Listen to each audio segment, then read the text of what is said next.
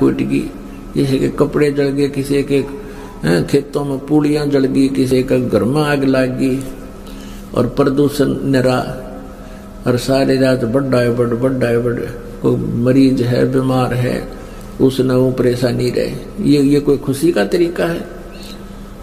और फिर उद्देश्य क्या? बिला इस दिन भगवान श्री राम सीता ने लेकर आया था, दिवाली वाले दिन वापस आया था, और वह गई भी तो थी काटी उसने 2 साल बाद से। फिर वो क्यों ना मनाया जिस दिन वह माँ दुखी रही, सारी उम्र तंग पाई? इस एक दिन के दिवाली वाले दिन ने कह दे दिया सीता जी को, आजीवन भटकती रही, एक जंगल में टाइम पास किया, 2 बच्चों को लेकर के रहती थी। यानी विष्णु जी के अवतार आए श्री रामचंद्र श्री कृष्ण जी। भगवान विष्णु को श्राप दिया था नारद जी ने कि एक जीवन तू पत्नी के वियोग में अपना बितावेगा, तेरी दुर्गति रहेगी। और ऐसा ही हुआ, श्री रामचंद्र रूप में विष्णु जी का जन्म हुआ। राजा दशरथ के घर पर विवाह हुआ, विवाह से होते ही वनवास हुआ, वनवास से सीता जी का अपहरण हुआ, और एक घोर घमासान युद्ध करके करोड़ों व्यक्तियों की मृत्यु हुई। जब सीता जी वापस लाए, संहार हुआ, आते ही घर से निकाल दिया गया। आजीवन श्री राम और सीता जी नहीं मिल सके, बाद में कई 1000 वर्षों तक रहे वो। जिस व्यक्ति के बच्चे जंगल में कहीं धक्के खा रहे हैं और वो राजा बना हुआ हो, क्या वो सुखी हो सकता है? सपने में भी नहीं हो सकता। श्री कृष्ण जी वही श्री रामचंद्र वाली आत्मा, विष्णु वाली आत्मा श्री कृष्ण रूप में आए थे। राम रूप में श्री कृष्ण जी वाली आत्मा, विष्णु जी वाली आत्मा ने सुग्रीव के भाई बाली को मारा था धोखा देकर, एक वृक्ष की ओट लेके धोखे से मारा था।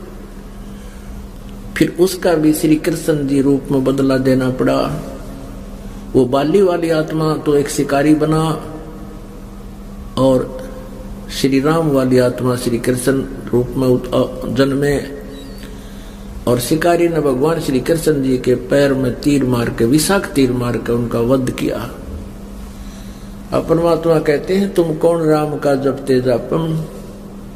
नारद जी का श्राप नहीं काट सके, वे अपना नहीं काट सके, श्राप तो उरा कैसे काटेंगे? अपना कर्म नहीं भी उन्होंने भोगना पड़ा विष्णु जी ने, श्री कृष्ण जी ने, तो अनुयायियों का वह कैसे दुख निवारण कर सकते हैं? तुम कौन राम का जपते जापम, और ताते कटे ना ये तुम्हारे तीनों तापम।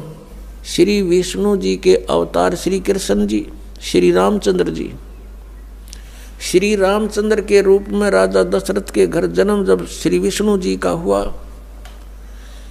युवा हुए, युवा होते विवाह हुआ, विवाह होते ही वनवास हुआ, वनवास से सीता का हरण हुआ, यानी उसकी पत्नी का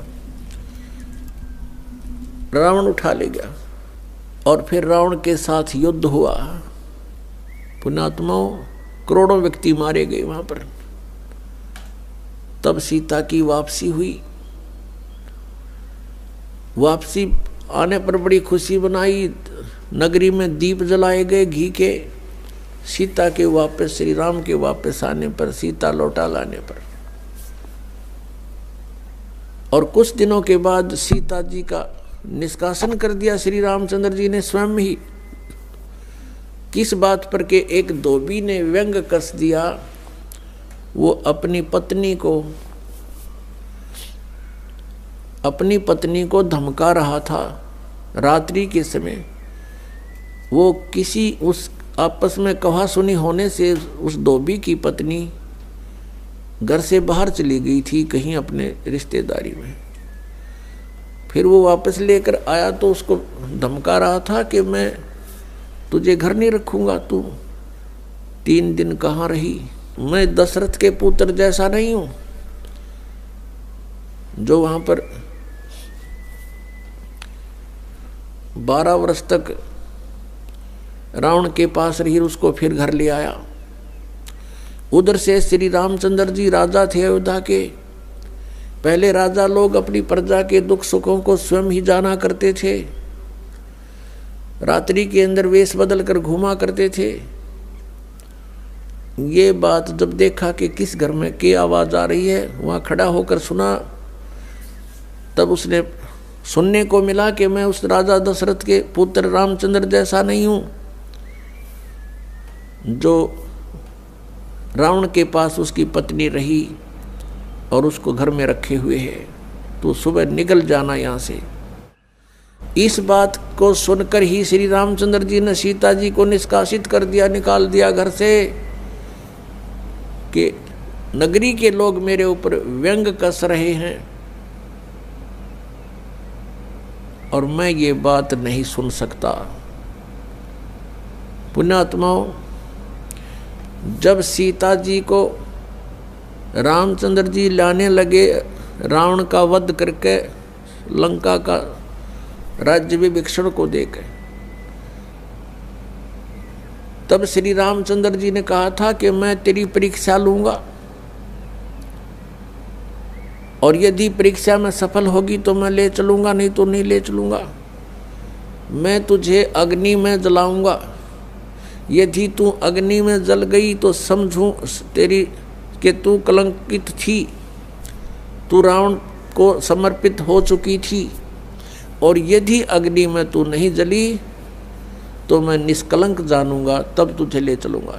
ऐसा ही किया गया, सीता को अग्नि में बैठा दिया और हजारों की संख्या में दर्शक थे, सीता जी नहीं जली और सब ने कहा कि भगवान निष्कलंक है, माई निष्कलंक है, और इतनी कठोर परीक्षा लेकर के वापस अपने घर लाया था। और फिर एक व्यक्ति के कहने से श्री रामचंद्र जी ने उसको निकाल दिया, अपनी पत्नी को। तो कहाँ गई वो उसका अपना जजमेंट? तो ऐसे ये राजा के योग्य भी नहीं थे ये लोग, और हम इनको भगवान मान रहे थे। एक गर्भवती औरत को अपनी को घर से बाहर निकाल देता है, कहीं मरो कहीं जाओ, कोई बात थी या? फिर परीक्षा लेने की क्या जरूरत थी? और क्यों इतनी दुनिया मरवाई, फिर छोड़ देता रहे, रावण के पास ही रहती हो। पुण्यात्माओं, यहाँ का राजा काल भगवान है और ये नहीं चाहता कि यहाँ के प्राणियों को परमात्मा का पता लग जाए, जिस कारण से इसने इनको भगवान सिद्ध करवा रखा था अपने नकली दूतों के माध्यम से। और फिर क्या होता है लास्ट में, श्री रामचंद्र जी ने अश्वमेघ यज्ञ घोड़ा छोड़ दिया कि पूरी पृथ्वी पर शासन प्राप्त करने के लिए कि इस घोड़े को जो पकड़ेगा वो युद्ध करे मेरे साथ। वो घोड़ा उन्हीं के पुत्रों ने, जो सीता जी ने बाहर जाके जन्म दिया था ऋषि वाल्मीकि की कुटिया में, एक पुत्र गर्भ में था, दूसरा फिर वाल्मीकि जी की मिसअंडरस्टैंडिंग के कारण एक घास से, यानी कुसा से, या घास होती है डाब, इससे एक लड़का बनाया था। ये अलग कहानी है, फिर बताएंगे। तो लव और कुश नाम से प्रसिद्ध हुए। लव तो सीता के गर्भ से जन्म हुआ था और कुश को वाल्मीकि जी ने अपनी भक्ति शक्ति से उसको बनाया था। लव और कुश युवा थे, उन्होंने वो श्री रामचंद्र जी का घोड़ा पकड़ लिया। फिर उनका पिता पुत्रों का युद्ध हुआ तो दोनों ने छक्के छुड़ा दिए राम के, और सीता जी फिर भी उनके हाथ नहीं आई और वो पृथ्वी के अंदर समा गई। और श्री रामचंद्र जी ने आकर के सरयू नदी के अंदर, अयोध्या के साथ से बह रही एक सरयू दरिया, उसमें जल समाधि ले ली इसी दुख में। अब श्री कृष्ण जी का इतिहास देख लो। श्री विष्णु जी अवतार, श्री कृष्ण जी श्री राम वाली, श्री रामचंद्र जी के जीवन वाला भोग भोग के वो प्राणी श्री कृष्ण रूप में फिर जन्म हुआ। सारा जीवन दुखी रहा श्री कृष्ण, सारा जीवन जेल में जन्म हुआ, माता पिता कैद में, कभी मामा शत्रु हो गया, कभी पूतना मारने जा रही है, कभी केसी, कभी चाणोर शत्रु हो गया, कभी जरासिंह लड़ने को आ रहा है, कभी शिशुपाल से युद्ध हो रहा है। कवासुनी हो रही है और कभी फिर काल्यवन आ रहा है। इस दुख में श्री कृष्ण जी ने मथुरा का त्याग कर दिया और ऐसे स्थान पर रहने लगे जहां कोई ना पहुंच सके। समझदार व्यक्ति यही सोचते हैं राड से बाढ़ अच्छी होती है, झगड़े से बचाव अच्छा होता है। श्री कृष्ण जी उन सबको भी मार सकते थे क्योंकि वो त्रिलोक के में एक विभागीय मंत्री है, एक विशेष शक्ति होती है प्राणी में, वो उनके अंदर शक्ति थी। लेकिन यही सोचा था कि किस किस ने मारूं या तो सबकी बुद्धि भ्रष्ट। तो श्री कृष्ण जी ने द्वारका बनाई। समुद्र के बीच में एक टापू था जिसका केवल एक गेट था, द्वारिका, एक द्वार की नगरी।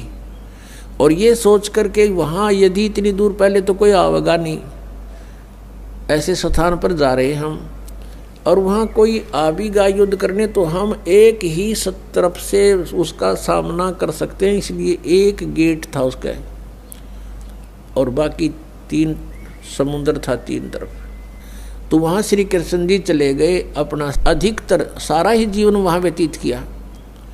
यहाँ तो ज़्यादा से ज़्यादा 18 साल के 20 वर्ष के तक यहाँ रहे थे द्वारका में और बाकी फिर लगभग 200 वर्ष तक जिए थे श्री कृष्ण जी और बाकी का समय द्वारका में व्यतीत किया था उन्होंने। तो अब ये जो लोग अनजान संत ऋषि, ये गुरु नकली हमें भ्रमित करते हैं कि द्वारका का उस गोवर्धन की परिक्रमा करनी चाहिए और वृंदावन अवश्य जाना चाहिए, मथुरा में अवश्य जाना चाहिए, वहाँ हमारे भगवान ने लीला की है।